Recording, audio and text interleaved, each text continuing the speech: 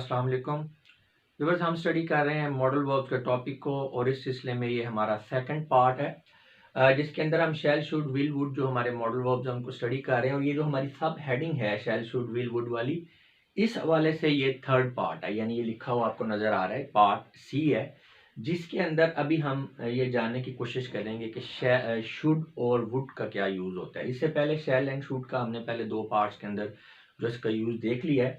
अगर आपको modal verb का नहीं पता तो पहले आपको ये पता होना चाहिए ये जो हमारा टॉपिक है मॉडल वर्ब वाला, इसकी सबसे पहली जो वीडियो है उसके अंदर डिटेल में बताया, लिंक नीचे शेयर कर दिया, आप देख सकते हैं। तो बात कर रहे हैं अगर हम शुड एंड वुड की, तो should and would are the past forms of shall and will. जी, शैल से शुड एंड विल से वुड, ये यानी शैल और विल की ही पास्ट फॉर्म्स हैं, उनका यूज भी सेम है शैल एंड विल की तरह, लेकिन फर्क ये है कि ये पास्ट में होगा।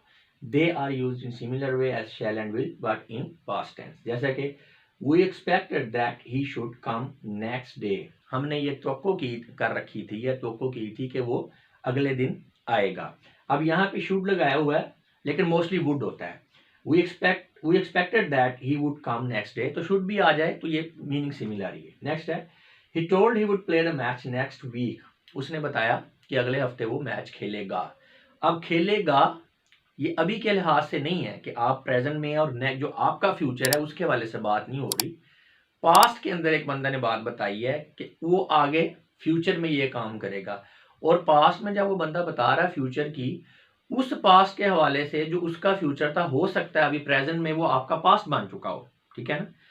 तो इस बात को भी आपने ज़हन में रखना है कि ये जो हम फ्यूचर की बात कर रहे हैं ये पास्ट के अंदर ही है, यानी वो वाला पॉइंट जहाँ पे बात की जा रही है और वो वाला पॉइंट जहां की बात की जा रही है वो आपके पास्ट में भी हो सकता है, इस वक्त प्रेजेंट में भी हो सकता है और फ्यूचर में भी हो सकता है। तो Alia said she would do exercise daily. Alia ने कहा कि वो रोजाना जो है वो एक्सरसाइज करेगी। Rahman would sit idle all the time in class. तो अब इसमें इस सेंटेंस में थोड़ा सा प्रॉब्लम स्टूडेंट्स को समझने में आ जाता है। यहाँ पे बेसिकली हैबिट की बात हो रही है, एक जो ऐसी हैबिट जो बड़ी पक गई हो, करेक्टरिस्टिक जो हैबिट होती है, यानी खसूसियत बन गई हो, तो उसको एक्सप्रेस करने के लिए मैंने आपको बताया था लास्ट वीडियो में कि विल यूज़ करते हैं, तो ये वही है। अगर हम पास्ट हैबिट की बात कर रहे हैं तो विल की जगह वुड लगेगा। तो अब इसमें इसका इसका जो है, जिस बंदे को इस रूल का नहीं पता वो ये इसको ट्रांसलेट इसी तरह से करेगा कि Rahman would sit idle all the time in class. जो है रहमान है वो क्लास में हर वक्त जो है वो फारिग बैठा रहेगा, लेकिन ये इसकी ट्रांसलेशन नहीं बनती। इसकी ट्रांसलेशन बनेगी क्योंकि ये पास्ट हैबिट को एक्सप्रेस कर रहा है, तो ये है कि रहमान हर वक्त क्लास में फारिग बैठा रहता था, इसका ये जो है ट्रांसलेशन बनेगी। Expressions like duty and obligation are indicated by the use of should. In such case, should may be used with all persons. और ये तो मेरा ख्याल है मोस्टली आपको पता भी होगा कि जो ड्यूटी होती है, जो चीज़ आप पे वाजिब होगी या फ़र्ज हो गया है, ठीक है, ऑब्लिगेशन ड्यूटी, तो इसके लिए हमने शुड का वर्ड यूज़ करते हैं, यानी कि जैसे हम आम लैंग्वेज में कहते हैं कि करना चाहिए, आपको ये करना चाहिए, यू शुड डू इट। तो जैसे we should go for a walk daily, we should take care of our health, silence should be kept, खामोशी को अख्तियार करना चाहिए, ऑनेस्टी शुड बी मेंटेन, जो है ईमानदारी को बरकरार रहना चाहिए, दे शुड ओबे देयर और एल्डर्स, उन्हें अपने बड़ों की बात माननी चाहिए, फॉलो करना चाहिए। तो ये शुड का तो मेरा ख्याल इतना कोई प्रॉब्लम नहीं होगा। अच्छा, आगे देखें, the modal verb should is used to denote opposition. हाँ जी, यहाँ पे थोड़ा सा समझने वाली बात है कि जो आपका मॉडल वर्ब शुड है, इसे हम सपोजिशन के लिए यानी मफरूज़ा कायम करने के लिए इस्तेमाल करते हैं, लेकिन मफरूज़ा ऐसा होगा जिसके बारे में गालिब इम्कान ये है कि वो ट्रू नहीं होगा। जैसे कि that may not be true specially in sentences with clauses of condition, यानी ऐसे सेंटेंसेस जिनके अंदर कंडीशनल क्लाज मौजूद है, यानी किसी काम का होना किसी दूसरे काम के ऊपर मुनहसर है, यानी उसके अंदर कोई शर्त का आंसर पाया जा रहा है कि ये काम होगा तो दूसरा काम होगा, ये होगा तो वो होगा, ये नहीं होगा तो वो भी नहीं होगा, या ये नहीं होगा तो वो होगा, यानी उसमें शर्त है, क्लाज ऑफ कंडीशन है। तो ऐसा सेंटेंस जिसके अंदर क्लाज ऑफ कंडीशन है, तो वहाँ पे आप एक ऐसी सपोजिशन जिसका गालिब इम्कान है कि वो ट्रू नहीं होगा, उसको एक्सप्रेस करने के लिए शुड यूज़ करते हैं। एग्जाम्पल देखेंगे तो आपको क्लियर होगा। जैसे if he should be there I will not go, अगर वो वहाँ पे होता है या अगर वो वहाँ पे हुआ तो मैं नहीं जाऊँगा, ठीक है। लेकिन इसमें जब बात करने में उसको ये पता है कि गालिब वो बंदा जा रहा है, उसे पता है कि वो नहीं आ रहा, लेकिन वो साथ में आप जैसे तंबीह नहीं होती कि भाई अगर वो हुआ तो मैंने नहीं जाना, ठीक है, हालांकि जा वो रहा है और इस चीज़ का चांस भी बहुत कम है कि वो होगा जिसकी वो बात कर रहे हैं, लेकिन वो एक आ जाता है रोज जो है बोल चाल के अंदर इस तरह की सिचुएशन भी।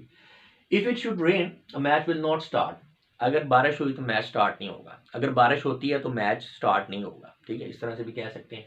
अब बारिश होने का चांस बहुत कम है, मैच स्टार्ट होने जा रहा है।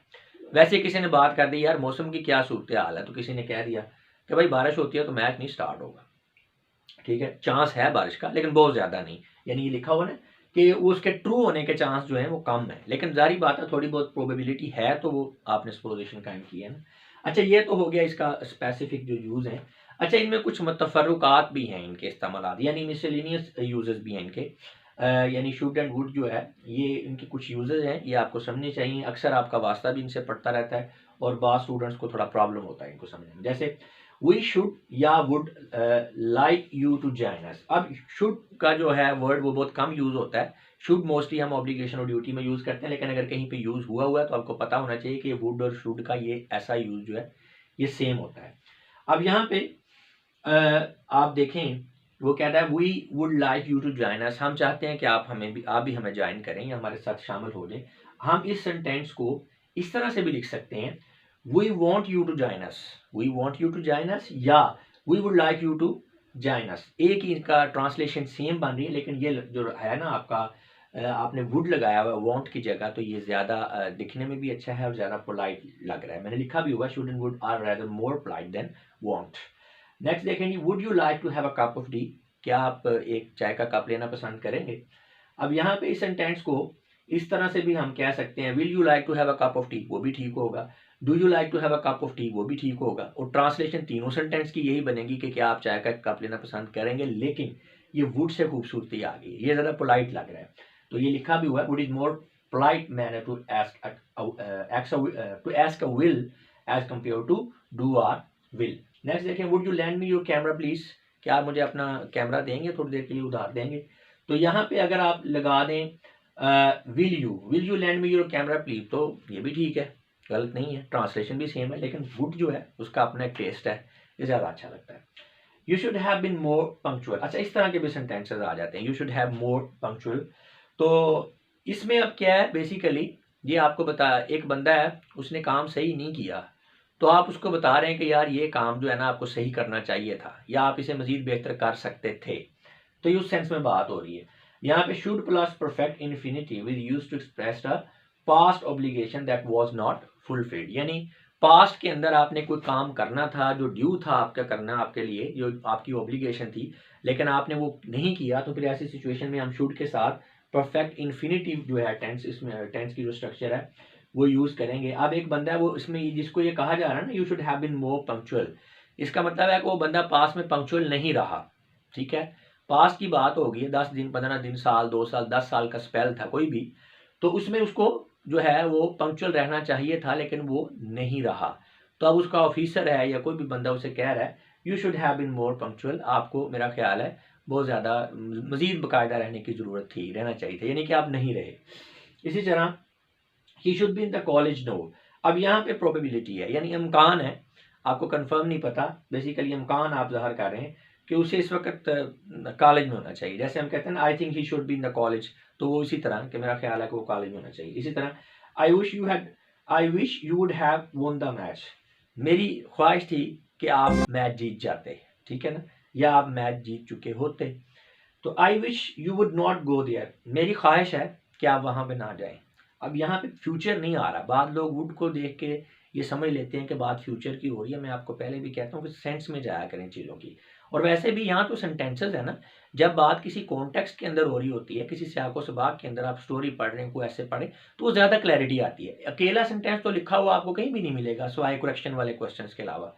तो जब आप आम रीडिंग कर रहे हैं, लिख रहे हैं, तो उसमें साथ में कॉन्टेक्स्ट भी है, तो इतना मुश्किल नहीं होता चीज़ों को समझना, लेकिन बात है कि आपने जाना साइंस के अंदर है। तो I wish you would not go there, इसमें अब ये फ्यूचर की बात नहीं आ रही, ये बात प्रेजेंट की हो रही। बेसिकली मेरी ख्वाहिश है कि आप जो है ना वहाँ पे ना आ जाए। अब ये मैं ऐसा क्यों कह रहा हूँ कि ये फ्यूचर की बात नहीं हो रही है, नीचे वाला सेंटेंस लास्ट देखें रेडिंग के साथ, use of would after the word wish in a sentence indicates a strong Dzire. हाँ जी, जब हमने स्ट्रॉन्ग डिजायर, यानी डिजायर तो है, एक होती है ख्वाहिश, एक होती है बड़ी शदीद ख्वाहिश, यानी बंदा मर रहा है तड़प रहा है, तो शदीद ख्वाहिश को एक्सप्रेस करने के लिए विश के साथ जो है हम वुड लगा देते हैं, ठीक है ना। तो इसमें वुड आपको फ्यूचर की तरफ नहीं लेकर जा रहा, ये ख्वाहिश को मजीद स्ट्रॉन्ग बनाने के लिए। अच्छा, यहाँ पे यू वुड हैव, अब हैव का मतलब है कि बात पास्ट में चली गई है, ठीक है ना। मेरी ख्वाहिश है, मेरी ख्वाहिश थी कि आप मैच जीत जाते, या इस तरह से काश, कहता नहीं है काश यार आप कभी मैच जीत जाते ना, ठीक है। तो इस तरह से भी हम इसको इस तरह से ट्रांसलेट करेंगे। लेकिन ये जो आगे है यहाँ पे हैव नहीं है, तो इसका मतलब हैव नहीं, इसका मतलब मौजूदा की बात हो रही है, फ्यूचर की भी बात नहीं हो रही। I wish you would not go there, मेरी ख्वाहिश है कि आप ना जाए। अब ख्वाहिश ये आम ख्वाहिश नहीं है, बहुत शदीद ख्वाहिश है, इसीलिए हमने विश के साथ आगे क्या लगा दिए, वुड लगा दिए।